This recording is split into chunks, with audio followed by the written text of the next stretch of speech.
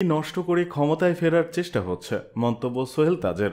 ছাত্র জনতার ঝাঁটা পেটা খেয়ে পালিয়ে যে এখন দেশ ধ্বংসের ষড়যন্ত্র করছে, ধর্মীয় সম্প্রীতি নষ্ট করে লাশের উপর দিয়ে ক্ষমতায় ফিরে আসার চেষ্টা করছে। বৃহস্পতিবার নিজের ফেসবুক আইডিতে এমন মন্তব্য করেছেন সাবেক স্বরাষ্ট্রমন্ত্রী সোহেল তাজ। আওয়ামী লীগকে উদ্দেশ্য করে দেওয়া ওই ফেসবুক স্ট্যাটাসে তিনি কোথাও দলটির নাম উল্লেখ করেননি। তিনি লিখেন, হত্যা, গুম, খুন, গণহত্যা, নির্যাতন, নিপীড়ন, গণতন্ত্র ধ্বংস করে, দুর্নীতি করে লক্ষ লক্ষ কোটি টাকা বিদেশে পাচার করে দেশটাকে শেষ করে ছাত্র জনতার ঝাঁটা পেটা খেয়ে পালিয়ে যে এখন দেশ ধ্বংসের ষড়যন্ত্র করছে। স্ট্যাটাসে তিনি লিখেন, কত বড় নির্লজ্জ বেহায়া হলে দেশটাকে এক মুহূর্তের জন্য শান্তিতে থাকতে দিবে না। প্রথমে ডিজিটাল জুডিশিয়ালি কু করার চেষ্টা, তারপর একের পর এক অপচেষ্টা, আনসার বাহিনী দিয়ে ব্যাটারি রিক্সা, নূর হোসেন দিবসের ট্রাম্প কার্ড, ঋণ দেওয়ার প্রলোভন দেখিয়ে শাহবাগে মানুষের জমায়েত করার চেষ্টার বিভিন্ন কলেজে বিশৃঙ্খলা সৃষ্টি করা, আর এবার ধর্মীয় সম্প্রীতি নষ্ট করে লাশের উপর দিয়ে ক্ষমতায় ফিরে আসার চেষ্টা। স্ট্যাটাসটিতে তিনি মতিউর রহমান রেন্টুর লেখা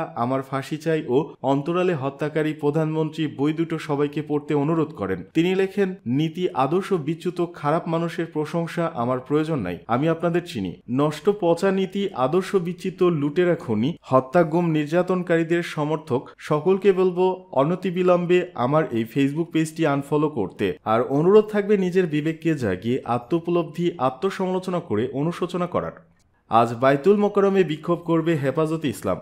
ইসকনকে নিষিদ্ধ দাবি এবং চট্টগ্রামের তরুণ আইনজীবী সাইফুল ইসলাম আলিফের হত্যার প্রতিবাদে আজ শুক্রবার জুমার নামাজের পর বাইতুল মোকাররমের উত্তর গেইটে বিক্ষোভ সমাবেশ ডেকেছে হেফাজতে ইসলাম ঢাকা মহানগর। বৃহস্পতিবার জামিয়া রহমানিয়া আরাবিয়া মোহাম্মদপুরে হেফাজতে ইসলাম বাংলাদেশ ঢাকা মহানগরের বৈঠকে এই সিদ্ধান্ত হয়। নেতারা বৈঠকে বলেন, দেশে পরাজিত শক্তি হিন্দুদের একটি অংশকে ব্যবহার করে বিশৃঙ্খলা ও নৈরাজ্য সৃষ্টির পায়তারা চালাচ্ছে। এর অংশ হিসেবে দেশকে অস্থিতিশীল করার অপতৎপরতা চালাচ্ছে ইসকন। গত মঙ্গলবার চট্টগ্রাম আদালত প্রাঙ্গণে আইনজীবী সাইফুল ইসলাম আলিফকে যেভাবে কুপিয়ে ও জবাই করে হত্যা করেছে তাকে গৃহযুদ্ধ বাঁধানোর অপপ্রয়াস ছাড়া আর কি বলা যেতে পারে। বৈঠকে ইসকনকে নিষিদ্ধের দাবি এবং চট্টগ্রামে আইনজীবী সাইফুল ইসলাম আলিফের হত্যার প্রতিবাদে শুক্রবার জুমার নামাজের পর বাইতুল মোকাররমের উত্তর গেইটে হেফাজতে ইসলাম ঢাকা মহানগরের উদ্যোগে বিক্ষোভ সমাবেশ করার ঘোষণা দেওয়া হয়। একই সঙ্গে পতিত ফ্যাসিবাদী ও তাদের প্রভুদের পাতানো সাম্প্রদায়িক উস্কানির ফাঁদে পা না দিয়ে দেশবাসীকে সতর্ক থাকার আহ্বান জানান হেফাজতে ইসলামের নেতারা।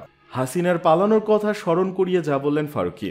চট্টগ্রামে আইন শৃঙ্খলা রক্ষাকারী বাহিনী ও আইনজীবীদের সঙ্গে সম্মিলিত সনাতনী জাগরণ জোটের মুখপাত্র চিন্ময় কৃষ্ণ দাস ব্রহ্মচারীর অনুসারীদের সংঘর্ষে ঘটনা ঘটে। গত মঙ্গলবার বিকেলে আদালত ভবনের মূল ফটকের সামনে রঙ্গম সিনেমা হল সংলগ্ন এলাকায় অ্যাডভোকেট সাইফুল ইসলাম আলিফকে কুপিয়ে হত্যা করা হয়। এ সংঘর্ষে পুলিশের 10 জন সদস্য সহ আহত হন অন্তত 37 জন। আইনজীবী হত্যার প্রতিবাদে গত বুধবার চট্টগ্রামের আদালতে কর্মবিরতির ডাক দিয়েছিলেন আইনজীবীরা। এ বিষয়ে সামাজিক যোগাযোগ মাধ্যম ফেসবুকে একটি স্ট্যাটাস দিয়ে আইনজীবী আলিফ হত্যার ঘটনায় ভারতে পালিয়ে যাওয়া আওয়ামী লীগ সভাপতি ও সাবেক প্রধানমন্ত্রী শেখ হাসিনার কথা মনে করিয়ে দিলেন ঢলিউড নির্মাতা ও সংস্কৃতি বিষয়ক উপদেষ্টা মোস্তফা সরোয়ার ফারুকী। সেখানে তিনি লিখেছেন, দেশের ভেতরে ও বাইরে বসে যারা বিন বাজাচ্ছে বাংলাদেশকে অস্থিতিশীল করার জন্য তাদের কেবল হাসিনার পলায়নের দৃশ্যটা মনে করতে বলবো। ফারুকী বলেন, একই সঙ্গে সবার প্রতি আহ্বান, আমরা যেন একটু সংযমের পরিচয় দিই। চট্টগ্রামে আইনজীবী হত্যার ঘটনায় অপরাধীদের ধরার জন্য আমাদের আইন শৃঙ্খলা বাহিনী যথেষ্ট। আসুন আমরা যা সজাগ থাকি, এক থাকি।